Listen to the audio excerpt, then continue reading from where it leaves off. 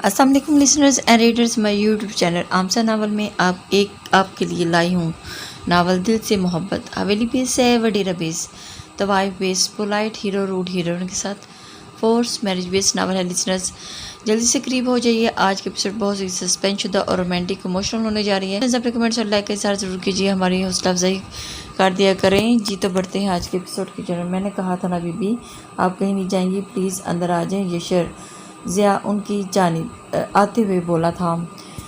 Rickshaw बीबी यशर की तरफ देखते हुए एकदम हैरान हो गई थी। उसके मजबूत कदमों की धमक बीबी रिक्शा फातिमा के दिल पे ज़रब बन के कोई ऊखी धुन छेड़ रही थी, और वो धुन जिसमें भी अजियत पसंद सुकून था। दर्द इतना था कि रग रग में उतरता था, और सुकून इतना कि पूरे वजूद जैसे भरगसा गया हो। उसके फैसला करने वाले तुम कोई नहीं होते यशर ज़िया, बेहतर होगा रास्ते में ना आओ। मीर ज़रियाब उसके मुकाबिल आते हुए बोले थे, और उन दोनों के दरमियान पहाड़ बन के खड़े थे, और इसी पहाड़ को रेजा रेजा करने का इतना माइंड तो आपके पास है। मीर ज़रियाब दरमियान में मत है, यशर ज़ियाब ने उसे ज़मानत दी। दरमियान में तो तुम आए हो, अपनी बीवी के पीछे पड़ गए हो। उस जान का मामला तो है ना, लेकिन मेरी नहीं बीबी की। बेबाकी का लफ्ज़, अगर बीबी का लफ्ज़ आज मतलब समझ में आ गया तो उसका चेहरा सुर हो गया। अपने हाथ से बढ़कर यशर, तुम्हें उसका जवाब देना होगा। मीर ज़रियाब गाड़ी की तरफ बढ़ते हुए, जाने से पहले एक बात अच्छी तरह सुन लेना। मीर ज़रिया मुँह के बल गिरोगी सोशल मीडिया पर एक दफ़ा धुन करके माइंड का बटन दबा चुका था। मीर ज़रियाब के चेहरे पर एक पल को भी जज्ला आ गया। यशर की धमकी बनकर रह गया, और उनको सर इंतज़ार करना। बीबी हमारी इज़्ज़त की हवेली है, हवेली की इज़्ज़त है, और इसके बारे में तुम ऐसा कुछ भी नहीं कर सकते। क्या सोचते हो तुम? मीर ज़रियाब ने कैसी कसीले अंदाज में पूछा। मेरे पास आपके लिए एक ऑफ़र है कि खेल मुकम्मल यशर ज़िया के हाथ में था। कैसी ऑफ़र? या तो बाहर खड़े मीडिया का सामना कर लें, या फिर आज और इसी वक्त बीबी से मेरा निकाह होने दें। यशर ने जितने इत्मीनान से कहा था, रिक्शा का वजूद उतना ही बेदम हुआ था। नामुमकिन है ये मीर ज़रियाब ने इनकार किया था। तो ठीक है, जाएं और जाके मीडिया का सामना करें। आपका गाड़ी नंबर बहुत अच्छे से याद है। कुछ सहाफ़ियों को और निगरान हुकूमत की मेहरबानी से गाड़ी पर लगा झंडा चीख चीख के बीबी की कहानी सुनाएगा। यशर ज़िया एक तरफ होते हुए इत्मीनान से बोला था। ओह अदा, मेरे ख्याल से बैठ के बात कर लेते हैं। मीर उमर ने मुदाखलत की। तुम चुप रहो, तुम्हारी वजह से यही फसाद खड़ा हुआ है। मीर ज़रियाब तुर्शी से बोले। आपके पास सिर्फ 5 मिनट हैं। यशर घड़ी की जानिब देखते हुए बोला। तुम्हारा पाबंद नहीं हुई यशर ज़िया, मुझे बाबा साईं से बात करने दो। मीर ज़रियाब कहते हुए अंदर की जानिब बढ़े थे। यशर ज़िया इत्मीनान से उन्हें जाते हुए देखता रहा। क्या बकवास है ये बाबा, कल का छोकरा अब हमारे मुंह को आएगा। अमीर हाकम सुन के हत्ते से उखड़ चुके थे। बाबा साईं, इसने पीठ पे वार किया है, सामने से करता तो हम ठीक से तैयारी भी कर लेते। मीर ज़रियाब ने पूछा था। जी अदा साईं, कैसे याद किया? मंठार के कान खड़े होते मीर ज़रियाब की बेवकत कार पे। मंठार मीर हाकम ने पूरी बात बताई थी। तौबा तौबा, कैसा गुनाह किया है इस कल के छोकरे ने, और बीबी से इसे हिया भी नहीं आई। मंठार के कनकनाते अंदाज में, मामा साईं अफसोस बाद में करना, पहले मशवरा किया करें। मीर ज़रियाब ने कोप से कहा था। आईजी को फ़ोन लगा, पुलिस की नफरी मंगवा के इन सहाफ़ियों को भगाओ और गोट के लिए निकल आओ। मंठार ने इंसान सा मशवरा दिया। मीर ज़रियाब सर झटके रह गए थे। मामा साईं, हम ये नहीं कर सकते, क्योंकि अगर ऐसा किया तो मीडिया वाले कहीं ना कहीं का नहीं छोड़ेंगे। मीर ज़रियाब ने फ़ौरन ऑप्शन रिजेक्ट किया। आज सहाफ़ियों के बिना रखे वो सियासतदानों के जेर किया था। अच्छा, मंठार कह के खामोश हुआ। तो फिर अदा साईं, जो छोकरा कह रहा है वही करो। बीबी का इससे निकाह पढ़ाओ और चुपचाप उसके हवाले कर दो। क्या मामा साईं आप ऐसा कह सकते हैं? मीर ज़रियाब को हैरत का एक झटका लगा। बात को समझो मीर ज़रियाब, बीबी का काम हमारी इज़्ज़त की निगहबानी करना है। वो इलेक्शन का ज़माना ख़त्म होने तक उसका किस्सा तमाम कर देंगे। बाबा साईं, मीर ज़रियाब उसकी तरफ देखा। और ठीक कहता है मंठार, आपके जो मुँह में आए कह देते हैं। नहीं अदा, मुझ पे जुल्म मत करो, मैं नहीं करना चाहती। ये रिक्शा ने मीर ज़रियाब के आगे हाथ जोड़े थे। बीबी, ये तो करना ही होगा, हमारी पग की लाज तुम्हारे हाथ में है। ये निकाह होगा। मीर ज़रियाब उसे बावर करवा चुके थे। रिक्शा फातिमा जीते जी मर गई थी। भाइयों की नज़रों से गिर जाने का एहसास हर जज्बे पे हावी था। यशर, तुम पागल तो नहीं हो गए? समीरा ने सुगरा, यही करना मुनासिब था समीरा, वरना इन बाप बेटों ने तो हाथ नहीं आना था। यशर उनकी नफ्सियात समझता था। ऐलान निकाह था, कोई नोहा। बीबी को कोई फ़र्क नहीं महसूस हुआ था। जानकनी का आलम क्या होता है आज बीबी रिक्शा फातिमा को मालूम हुआ था। यशर ज़िया से उसका निकाह हो चुका था। स्याह चादर में लिपटे वजूद के पहलू में यशर ज़िया मुकम्मल हक तक से बुर्जमान हुआ था। रिक्शा फातिमा کہ پورے وجود میں ایک پھیری سی دوڑی تھی، اور پھر وہ شخص ان کے خاندان کو برباد کرنے کی قسم کھائے ہوئے تھا، اور اس قسم پہ بی بی کو پورا یقین تھا۔ وہ اس شجر ممنوعہ کو شجر ممکنہ کیسے کر سکتا تھا؟ وہ کچھ بھی کر سکتا تھا، اور کیسے؟ اسے تو یقین ہی نہیں آ رہا تھا کہ یشر ضیاء نے کیسے اس کی زندگی کے ساتھ۔ میری بیوی اب آپ کے پاس امانت ہے میر صاحب، ٹھیک 1 ہفتے کے بعد آپ انہیں دھوم دھام سے میرے ساتھ رخصت کریں گے، یشر ضیاء استحقاق برے انداز میں کہہ رہا تھا۔ میر حکم اس کے انداز پہ اسے گھور کے رہ گئے تھے۔ یہ آدمی پوری برادری میں ان کی عزت کا جنازہ نکالنے چلا تھا۔ کیا عزت رہ جاتی ان کی جب پوری برادری کو پتہ چلتا کہ قرآن سے نکاحی ہوئی لڑکی کسی انسان سے نکاحی جا چکی ہے۔ یشر ضیاء کے انداز بتا رہے تھے کہ وہ اس نکاح کو خفیہ رکھنے کی اتنی سی بھی خواہش نہیں رکھتا۔ میر ضیاء چلو بابا یہاں سے چلیں۔ میر حکم اب 1 سیکنڈ بھی اس گھر کی چھت کے تلے نہیں رہنا چاہتے تھے جہاں انہیں شکست کا سامنا ہوا ہو۔ چلیں بابا صحیح، میر ضیاء نے فرما برداری سے کہا۔ اب اپنی چھت تلے جا کے ہی انہوں نے یشر ضیاء نامی کانٹے کو نکالنے کا اہتمام کرنا تھا، اس نکاح کو گمنام ہی رکھنا تھا۔ میروں نے یہ طے کیا تھا۔ وہ کہاں ہے؟ یشر نے پوچھا۔ سمیرہ وہ سے مراد اچھی طرح سمجھی تھی، اپنے کمرے میں، اور پلیز جا کے اسے تنگ مت کرنا، سمیرہ نے بتانے کے ساتھ ہی حد بھی لگائی تھی۔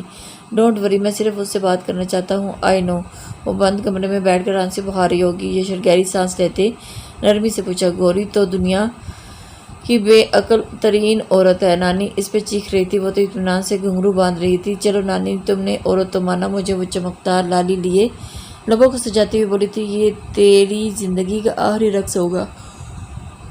گوری لکھ لے۔ گلناز بیگم نے پیشن گوئی کی۔ پھر تو آخری سانس لے کے نانی، کیونکہ میں مر گئی تو سانسیں تمہاری بھی رک جائیں گی، وہ جھٹلا کر بولی تھی، اور جھملاتی آنچل کاندھے پہ ڈالتی ہوئی باہر کو نکل گئی تھی۔ پیچھے گلناز بیگم سر تھام کے رہ گئی تھی۔ گوہر طوائف زادی نہیں میر زادی بن چکی تھی۔ سیارات پہ آج جگمگاتے چاند کا جوبن عروج پہ تھا، جو سبز پتوں سے لپیٹ کے محور رقص تھی۔ یا اللہ، یہ کیا ہو گیا؟ مجھے معاف کر دے۔ رکسا فاطمہ جائے نماز پر بیٹھی محو منجات تھی، اور شبنم میں بھیگی باد صبح کمرے کے کھلے دریچے سے آگے ہو کر اس کے وجود کو چھوتی تھی۔ کمرے کا دروازہ کھل کے بند ہوا تھا۔ رکسا کو احساس تک نہیں ہوا۔ وہ آنکھیں بند کیے ہاتھ اٹھائے رب سے محو منجات تھی۔ یشر ضیاء اس کی جانب بڑھا تھا، سیاہ چادر کے بال میں نرم سیاہ چہرہ اس کے آگے۔ اس نے تڑپ کر آنکھیں کھولی تھی، اور پہلی نظر ہی یشر ضیاء پہ ٹکی تھی، جو اپنی تمام تر نرم رویوں کے سنگ اس کے روبرو تھا۔ آپ؟ سیاہ آنکھیں وحشت سے پھیلی تھیں۔ آپ؟ رکسا نے وحشت سے اسے دیکھا۔ وہ یہاں اب کیوں آیا تھا؟ جی، یشر نرمی سے بولا، وہ نرمی جو یشر ضیاء کا خاصا ساتھی اور اب رکسا فاطمہ کا نصیب بھی۔ کیوں آئے ہیں آپ یہاں؟ وہ اپنا ہاتھ چھڑانے کی کوشش کرتے ہوئے بولی۔ کیوں میں اپنی بیوی سے ملنے نہیں آ سکتا؟ یشر ضیاء نے اب کی بار مکمل استحقاق سے وہ ہاتھ دوبارہ تھاما تھا۔ بیوی نہیں ہوں میں آپ کی، وہ ہاتھ چھڑانے کی کوشش میں ہلکان ہوتے ہوئے بولی تھی رکسا۔ یشر ضیاء، یہ آج کی تاریخ کی سب سے بڑی حقیقت ہے، جتنی جلدی مان جائے اتنا ہی اچھا رہے گا۔ یشر نے اس کا ہاتھ چھوڑتے ہوئے سنجیدگی سے کہا۔ آپ جائیں یہاں سے۔ وہ فوراً سے بیشتر اٹھی تھی۔ میں تو کہیں نہیں جا رہا۔ یشر اس کی گھبراہٹ سے شرارت پہ آمادہ کیا۔ کیا مطلب؟ رکسا اس کے انداز پر سٹ پٹا سی گئی تھی۔ اب یہاں وائف وہاں ہسبینڈ۔ یشر نے مسکراتے اس کی الجھن دور کی۔ نہیں، آپ جائیں فوراً یہاں سے۔ وہ چادر پیشانی تک کھینچتے ہوئے جلدی سے بولی۔ 1 منٹ، یہ تم کیا کر رہی ہو؟ یشر نے حیرت سے اس کی یہ حرکت دیکھی۔ یہ وہ رکسا نے چادر کے پلو سے چہرہ ڈھانپنا چاہا۔ نو بی بی، اب آپ میری محرم ہیں۔ یشر نے اس کی چادر کا وہی کونا تھام کے سنجیدگی سے کہا۔ پلیز۔ رکسا کا وجود لرز رہا تھا۔ اسے کہاں عادت تھی بھلا ان نوازشوں کی؟ آپ کو دیکھنا میرا حق ہے بی بی، آپ مجھ سے یہ حق نہیں چھین سکتی، اور نہ ہی میں آپ کو اس کی اجازت دوں گا۔ یشر نے چادر کے حصار سے اس کا چہرہ آزاد کیا تھا۔ آپ پلیز مجھ پر رحم کیجیے، جو چاہتے تھے وہ ہو تو گیا۔ رکسا نے ہاتھ جوڑ دیے تھے۔ کیا وقت آیا تھا اس کی زندگی میں، کل تک لوگ اس کے سامنے ہاتھ باندھتے تھے اور اس نے عاجزی سے دعا اور فریاد کیا کرتے تھے۔ آج کے ڈوبتے سورج نے بی بی رکسا فاطمہ کو وہی سب کچھ کرنے پہ مجبور کر دیا جو میں چاہتا ہوں وہ ابھی ہوا ہے رکسا، اور تمہیں کیا خبر میری چاہت کی؟ یشر کہتے ہوئے اس کے بند ہاتھوں کو تھام چکا تھا۔ میں سب جانتی ہوں۔ رکسا سر جھٹکتے ہوئے بیٹھ سن کے خوشی ہوئی۔ تو بتائیں پھر۔ وہ اسے اپنے مقابل صوفے پر بٹھائے کہہ رہا تھا، آپ بابا سائی کو نقصان پہنچانا چاہتے ہیں، ادا زریاب کو ہرانا چاہتے ہیں۔ وہ سر جھکائے آہستگی سے بولی، چلو مان لیا میں یہ سب چاہتا ہوں، لیکن تم میرے اور اپنے نکاح کے آگے کیا سوچتی ہو؟ یشر امتحان لے رہا تھا۔ ایک گناہ عظیم، رکسا کڑوے انداز میں بولی، استغفر اللہ، تو میں اور کیا کہوں؟ آپ ہی بتائیں، یہ چہرہ اس قابل تو نہیں کہ چاہے جائے۔ آپ نے میرے خاندان کے مردوں کی نفرت میں مجھ سے یہ رشتہ جوڑ کر میری ذات کو ایک گالی بنا دیا۔ رکسا اتنی تلخی سے بولی تھی کہ یشر ضیاء کو اپنی سماعتوں پہ شک ہوا تھا۔ یہ رکسا ہی بول رہی تھی؟ یہ رکسا نہیں، 8 سالوں کی بدعت کا وہ ناسور بول رہا تھا، جو کہیں نہ کہیں اس کے اندر روگ بن چکا تھا۔ اب اس روگ کو مسیحائی کا کچھ ایسا نہیں جو تم سوچ رہی ہو۔ اتنا نیگیٹو مت سوچو، میرا یقین کرو، سب ٹھیک ہو جائے گا۔ اس نے اسے یقین دلایا تھا، کچھ ٹھیک نہیں ہوگا، آپ کو یہ نہیں کرنا چاہیے تھا، وہ بھیگی آواز میں بولی۔ تو میرا یقین تو کرو۔ وہ اسے امید کا جگنو تھما رہا تھا۔ رکسا نے بھیگی پلکیں اٹھا کے اسے دیکھا۔ سیاہ آنکھوں پہ بھیگی پلکوں نے اس کے سوگوار سے حسن کو مزید رعنائی عطا کی تھی۔ یشر ضیاء کی نظر اس کے چہرے پہ ٹھہر سی گئی تھی۔ خوبصورتی گورے رنگ تک محدود نہیں تھی، یہ شفاف سوگوار سی آنکھیں اور نمکین سی رنگت کی جاذبیت کچھ اور ہی بھلا کہاں سوچنے دیتی ہے۔ بی بی رکسا فاطمہ، وہ اس کا مکمل نام پکارتے ہوئے روبرو ہوا۔ اس پکار میں نہ جانے کتنے جذبوں کی زبان ملی تھی کہ رکسا فاطمہ کا دل پہلی بار یشر ضیاء کے لیے دھڑک اٹھا تھا۔ محبت ہونے کو ہے یشر ضیاء کا اذان گو کہ سرگوشی سے زیادہ نہ تھا کہ رکسا کی ہتھیلیاں بھگا گیا تھا۔ یا اللہ، یہ محبت تو کیا، اب یہ شخص محبت کے جال میں جکڑے گا مجھے۔ رکسا کا دل ماننے کو تیار تھا، لیکن دماغ جیسے سوچنے کے موقع ہی نہیں دے رہا تھا۔ وہ پلکیں جھکائے چہرے کے ساتھ نہ جانے کیا کیا سوچے گئی تھی۔ خاموشی ان کے درمیان گہری ہونے لگی تھی۔ وقت تھم تھم کے ہی سے ہی گزرنے لگا۔ اس خاموشی پہ پہلی دراڑ یشر ضیاء کے سیل فون نے ڈالی تھی۔ گوہر، اور اس وقت یشر نے حیرت سے اسکرین کو دیکھا۔ مجھے آپ کی ہیلپ چاہیے یشر صاحب۔ رکسا، میں چلتا ہوں، لیکن تم اب کچھ بھی ایسا نہیں سوچو گی۔ ایک ہفتہ ہے، اپنا مائنڈ میک اپ کر لو، سمیرہ تمہیں گائیڈ کرے گی، تم جتنی جلدی کوآپریٹ کرو گی بہتر ہوگا۔ شبہ خیر نرم انداز میں سنجیدگی سے کہتا، وہ بہت کچھ پاور کروا چکا تھا، اب اس کے نکاح میں تھی اور اس نے اس کو مکمل احساس دلایا تھا۔ رکسا اس کے جانے کے بعد صوفے پر سے گرنے کے انداز سے گری تھی۔ وہ شخص کیوں اس کے پیچھے خوار ہو رہا ہے؟ رکسا کو سمجھ نہیں آ رہی تھی۔ جی گوہر کے کیا چاہیے؟ وہ گاڑی میں بیٹھتے ہوئے پوچھ رہا تھا۔ میر ضریاب نے اپنے بندے بھیجے ہیں۔ اور ڈونٹ وری، میں کسی کو بھیجتا ہوں، یشر نے اسے تسلی دی۔ اوکے۔ گوری نے فون بند کر دیا تھا۔ ظاہر ہے اسے یہ خوش فہمی ہرگز لاحق نہیں ہوئی تھی کہ رات کے اس پہر یشر ضیاء ان بدنام زمانہ گلیوں میں آئے گا۔ اے بڑھیا، ویسے تو بڑی جھانسی کی رانی بنتی ہے وہ گوہر جان، ابھی کیوں کبوتری کی طرح اندر چھپی بیٹھی ہے؟ بلاؤ اسے، کہ نہیں تو ہم جاتے ہیں اندر۔ ہمیسو مونچھوں کو تاؤ دیتے ہوئے بولا تھا، لگتا ہے اندر جانے کا بہت شوق ہے، فکر نہ کرو، تھوڑی دیر میں پورا ہونے والا ہے۔ وہ بلا شبہ گوری کی آواز تھی، اسے دیکھتے ہی گولی مار دینا۔ میر ضریاب کا یہی حکم تھا، لیکن اس کی للچیلی ڈال کو دیکھ کر ہمیسو کی نیت بدل گئی تھی۔ تجھے بھی لگتا ہے مرنے کا بہت شوق ہے؟ یقین کر پورا ہونے والا ہے۔ کیا تمہارے اس یقین سے کہیں ہوس کی بو آ رہی ہے؟ گوری ناک چڑھا کے بولی تھی۔ کیا کریں اب؟ آواز نہیں، گرجدار جیسی ہمیسو کی لہو جما گئی تھی۔ گوری بیٹھتے بیٹھتے نہ جانے کب میر ضریاب کو کال ملا کے اسپیکر پہ ڈالا تھا، سو میر ضریاب اس کی بکواس سن چکا تھا۔ سائیں، ہمیسو منمنایا، کیا کہا تھا تجھے؟ لیکن تم لوگ اپنی قوت دکھانے سے باز نہیں آتے، یہاں تجھے مارنے کا بھیجا تھا یا مرنے کے لیے؟ میر ضریاب نے ایک دم سے اسے دھاڑا تھا۔ میرا منہ بند کرنے سے سچائی نہیں بدل جائے گی میر ضریاب۔ بھلے سے میں ایک طوائف کی بیٹی ہوں، لیکن میرا باپ بھی ایک میر تھا، آپ کو یہ بھولنا نہیں چاہیے۔ گوری نے اسے ایک آئینہ دکھایا تھا جو میر ضریاب کو دیکھنے کی ہرگز چاہنا تھی۔ ایک طوائف کی بیٹی صرف طوائف ہوتی ہے، پھر چاہے اس کا باپ کتنے ہی اعلی مرتبے پر کیوں نہ ہو۔ ایک طوائف اپنی ماں کے نام سے پہچانی جاتی ہے اور پکاری بھی جاتی ہے۔ میر ضریاب نے بھی کوئی کسر نہیں چھوڑی تھی اسے آئینہ دکھانے میں۔ واہ میر صاحب واہ، آپ کو تو ہماری دنیا کے تمام اصول ازبر ہیں، کیوں نہ آپ جیسے شرفا کے ہی تو بتائے گئے ہیں یہ اصول، جو دن کے اجالے میں آپ کی پیشانی پہ چمکتے ہیں اور رات کی تاریکی کے کوٹھے کی دہلیز پر۔ اور اب تک میر زادی بن کر ٹریٹ کر رہی ہوں، اب تو وائف زادی بن کر ٹریٹ کروں گی، تم زندہ بچو گی تو کروں گی نا۔ اور پھر میر ضریاب نے سپاکی سے کہا تھا، کیا مطلب گوری چونکی؟ یہ کیا کہہ رہا تھا میر ضریاب؟ لیکن اسے مطلب سمجھانے کا وقت میر ضریاب کے پاس نہیں تھا۔ ہمیسو نے پسٹل لوڈ کی۔ گلناز جان نے اسے بے حد خوف زدہ نگاہوں سے دیکھا۔ آخری دم بس आया यही चाहता हूँ। गौरी गर्दन उठाई आंखें खोले हमीसू को देख रही थी, जिसकी पिस्टल से निकलने से एक गोली पे गौहर आरा का नाम लिखा था। लेकिन क्या हो रहा है? और ये बंदूक नीचे करो इसे। सादा लिबास में एक आदमी दरवाजे में खड़ा कदरे रोब से हमीसू से मुखातिब हुआ। गौरी ने उसे देखकर शुक्र का सांस लिया। ये आदमी यकीनन ये शख्स जिया ने भेजा था। गौरी को यकीन था। और तुम कौन हो बाबा? हमीसू ने उसे तीखी नज़रों से देखते हुए बंदूक नीचे करते हो या करवाऊँ जेल की सैर? वो आदमी उसका सवाल नज़रअंदाज करके बोला, लगता है हमें जानते नहीं। मीर ज़रियाब का खास बंदा हूँ मैं। हमीसू ने उसकी धमकी को नज़रअंदाज किया। मीर ज़रियाब की इज्जत चाहते हो तो निकल जाओ यहाँ से, नहीं तो पुलिस क्रेडिट लेने के लिए मीडिया के साथ थोड़ी ही देर में मौजूद होगी। हमीसू ने चौंक के उसे देखा। ये आदमी उसकी जांचती नज़र से उसे देखा। चेहरे मोरे से वो पुलिस लाइन का ही कोई बंदा लग रहा था। मेरी बात 10 मिनट में मानोगे तो याद रखोगे, तुम्हें और तुम्हारे साई को कुछ नहीं किया कहा जाएगा, लेकिन अगर 10 से 11 मिनट सेकंड भी लगा दिए तो फिर जिम्मेदार तुम खुद होगे। चलो हमीसू, नहीं तो ये आदमी मीर ज़रियाब को फंसा सकता है। इलेक्शन दौर है बाबा, एहतियात करना बनता है। हमीसू के साथ ही अकल की थी। वेरी गुड, ये अक्लमंद है। ये आदमी सोफे पर बैठते इत्मीनान से बोला, चल।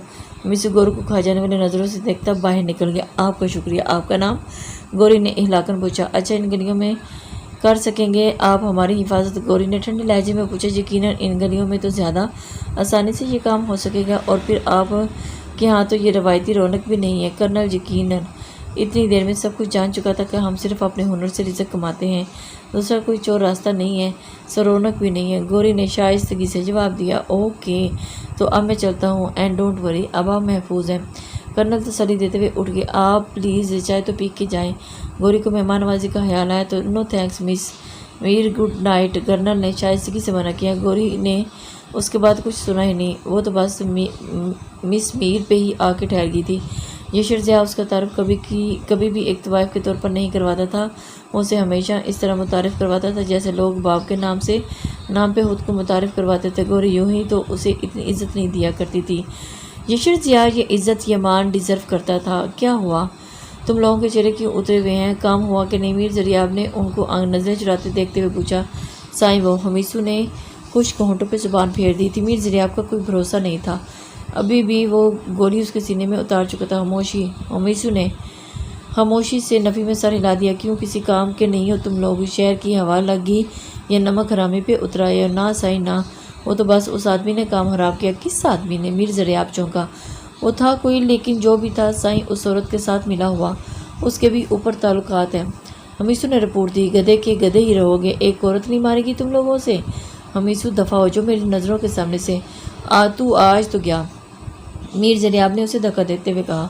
मीर ज़रियाब, ठंड हो जा, बाबा सुकून करो, तुम लोग दफ़ा हो जाओ। मीर हाकिम उसके कंधे पर हाथ रखते हुए उसे ठंडा करना चाहा। वो औरत दिन ब दिन उसके लिए चैलेंज बनती जा रही थी। बाबा सही, बस बहुत हो गया, सभी मुंह को आते जा रहे हैं। मीर ज़रियाब गुस्से से बोला था। होता है बाबा, ऐसा भी होता है। इस छोकरी को मरवाना ही था तो अपने नहीं किराए के कातिल भेजो, और वही छोकरा यशर भी तो उसका भी कुछ करना है। मीर हाकिम ने मशवरा दिया। बाबा सही, उसकी ईमान के फ़िलहाल तो उसे टाल तो दिया है, उस लड़की को रास्ते से हटाना ज़्यादा ज़रूरी है जो 2 कुड़ी की है हमें मीडिया में। हाँ तो करने दो, अभी हम कोई रिएक्शन देंगे तो मज़ीद शेयर होगी और मीडिया भी उसका साथ देगी। मीर हाकिम ने अपना दिमाग चलाते हुए कहा। कल मंठार आ रहा है तो सब फाइनल करते हैं। तो किसका क्या करना है? रात बहुत होगी, अब तुम आराम करो, मीर हाकिम ने उठते हुए कहा। शबा है। मीर ज़रियाब उसे रुखसत करने के बाद किसी का नंबर मिलाने लगा था। बाबा कहीं जा रहे हो? सोनल ने मंठार की तैयारी देखते हुए पूछा था। हाँ, ज़रा शहर तक जा रहा हूँ। हैरियत तो है बाबा? मामू के बाद अब आप भी? हैरियत तो ज़्यादा सोच नहीं। मंठार को बेटी की टोल लेने वाली आदत इस वक्त कतई भाई नहीं थी। तू ठीक है बाबा, मुझे भी साथ ले चलो। सोनल ने फरमाइश की थी। मंठार एक ठंडी सांस भर के रह गया। सोनल जैसी औलाद होने से बेहतर है बंदा बे औलाद ही रहता। नहीं, मैं ज़रा काम से जा रहा हूँ, फिर कभी। मंठार ने उसे मना किया। मंठार के रवैये से सोनल के दिमाग में पलती सोचों में को मज़ीद तकवीत दी। कुछ तो चल रहा है, पहले बाप बीबी, फिर साईं, और उसके बाद मामा साईं, और अब बाबा साईं। क्या खिचड़ी पका रहे हैं? पता तो चले। अम्मा, मैं ज़रा घर का चक्कर लगा के आऊँ। सोनल ने खड़े खड़े ही प्लान बनाया। सदके आज मेरी धी को घर कैसे याद आ गया। अपना जा बेटी जा। अम्मा सुन के खुशी हुई थी, लेकिन तंज से बात नहीं आई थी। अम्मा, घर ना घर वालों से होता है, और वहाँ तो बच्चों की चें हैं। और सोनल, मुझे नहीं करना कोई वजीफ़ा। पहले जो 40 दिन का चिल्ला काटा तो कौन सी खुशखबरी मिल गई। سونل تنگ آ چکی تھی، بھلا گودیں اجاڑنے والوں کی بھی گودیں آسانی سے بھری ہیں۔ سونل تیرے اوپر عمل ہی ایسا ہے، پیر سائیں تو کہہ رہے تھے کہ بہت مشکل کام ہے۔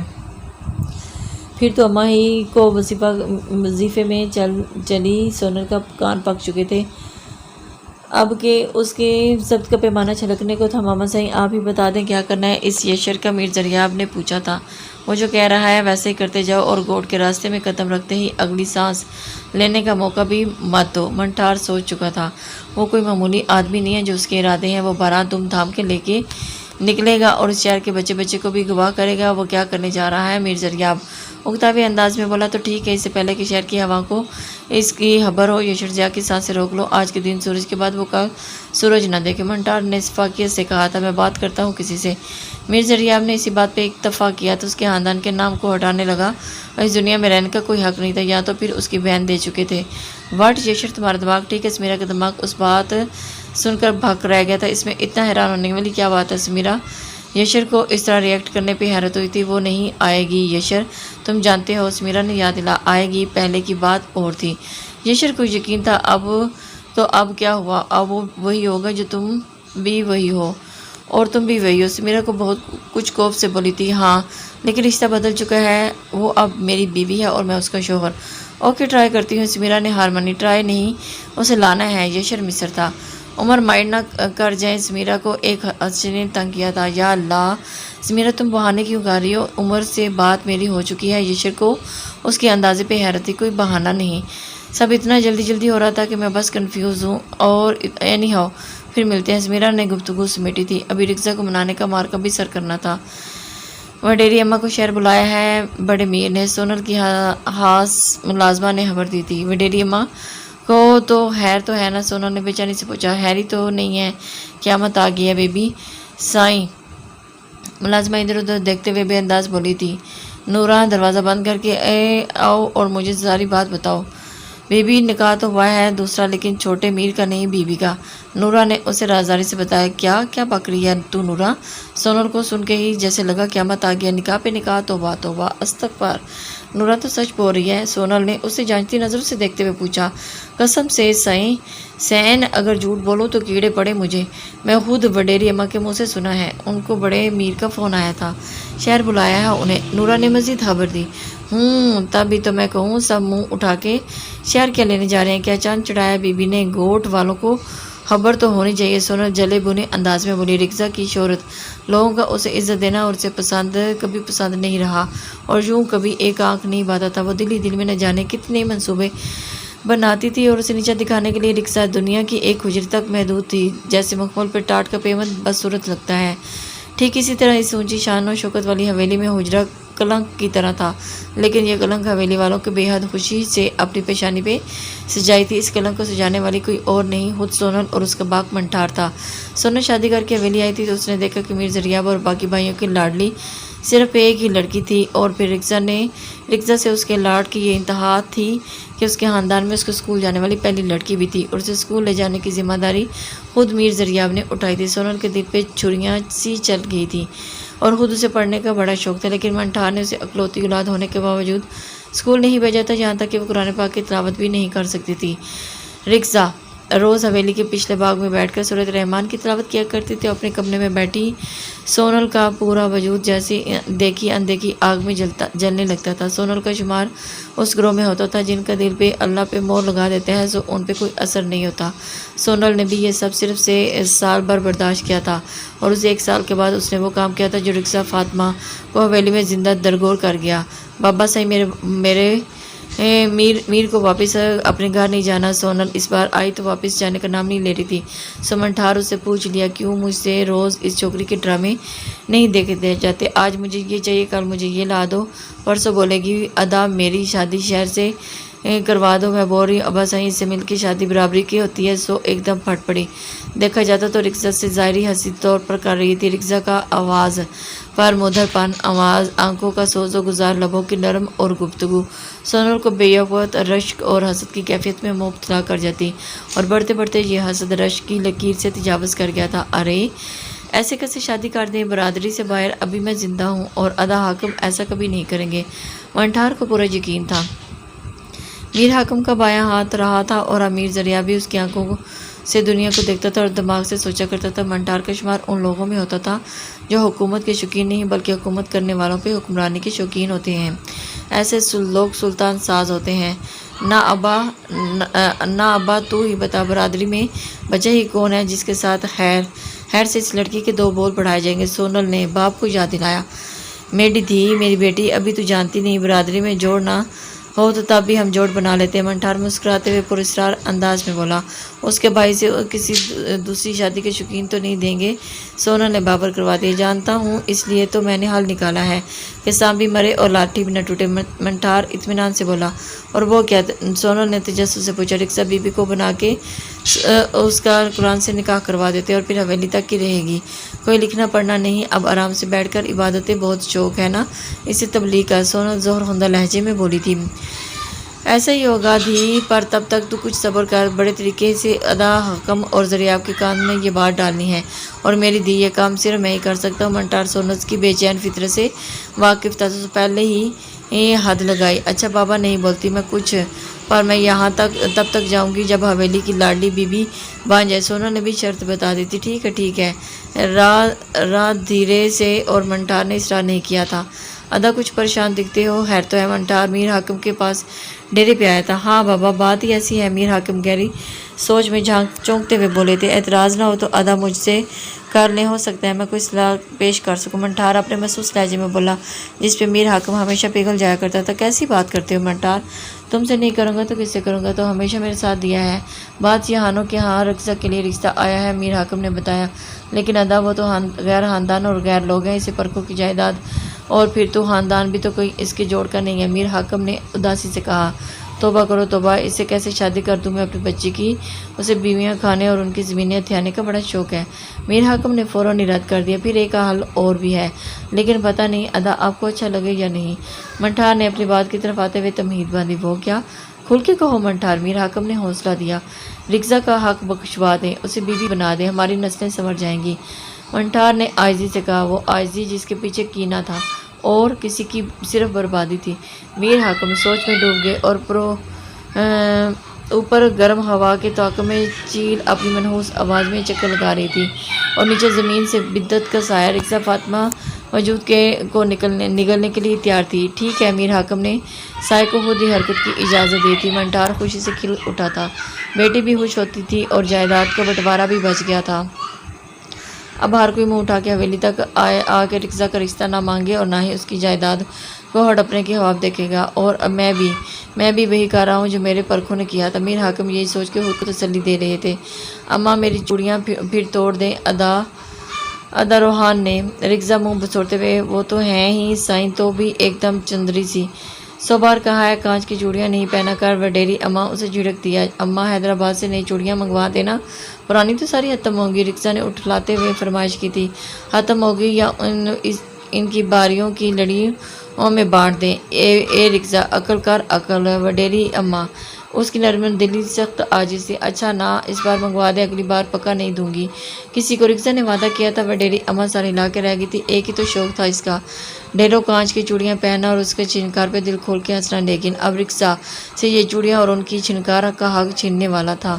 لال چوڑیاں کیوں اماں؟ مجھے تو کالی پسند ہے۔ رکشا لال چوڑیوں کو سیٹ کرتے دیکھ کر چونکی تھی۔ تو دلہن بننے والی ہے نا رکشا، اور دلہن کی چوڑیاں ایسی ہوتی ہیں، بڑی برجھائی نے سمجھایا تھا۔ دلہن اور میں؟ رکشا نے حیرت سے پوچھا۔ وڈیری اماں نے خاموشی سے سر ہلا دیا اور ان کے دل میں اٹھتے درد کے سونامی کو آنکھوں سے بہہ جانے دیں۔ اور کل رات بھی بڑے میر کے آگے بول رہی تھی، صرف اپنی بیٹی کے لیے، لیکن ان کے خاندان میں عورتیں بولتی نہیں، صرف سنتی تھیں، اس لیے ہر عرضی رد ہوئی تھی۔ اسے بچانا چاہتی تھی وڈیری۔ تو پھر اماں برجھائی کیا بولی؟ کیسی شادی، کون دلہا؟ رکشا اسے جھنجھوڑتے ہوئے پریشانی سے بولی۔ سکینہ تو جا، میں اپنی دھی کو کچھ باتیں کر لوں۔ وڈیری اماں نے بہو کو جانے دیا۔ اماں، رکشا کے چہرے پر سرسمائی کے اثرات تھے۔ میری دھی، تجھے اب اپنے باپ اور ادا کتنا پیارا؟ انہوں نے پوچھا۔ بہت اماں، آپ جانتی تو ہیں، پھر کیوں پوچھ رہے ہیں؟ رکشا کچھ حیرت سے بولی۔ تو ان کے لیے کیا کر سکتی ہے میری دھی؟ اماں اس کے سر پر ہاتھ رکھتے ہوئے پوچھ رہی تھی۔ جو وہ کہیں گے جان تک دے سکتی ہوں میں اپنے بھائیوں کے لیے۔ رکشا نے جذب بھرے لہجے میں کہا تھا تو جان نہ دے، بس اپنا حق بخشوا دے، چپ چاپ بی بی بن جا۔ وڈیری اماں نے اس کے پیروں تلے سے زمین کھینچی اور بی بی یہ کیا ہوتا ہے اماں، وہ نہ سمجھی سے اسے دیکھنے لگی۔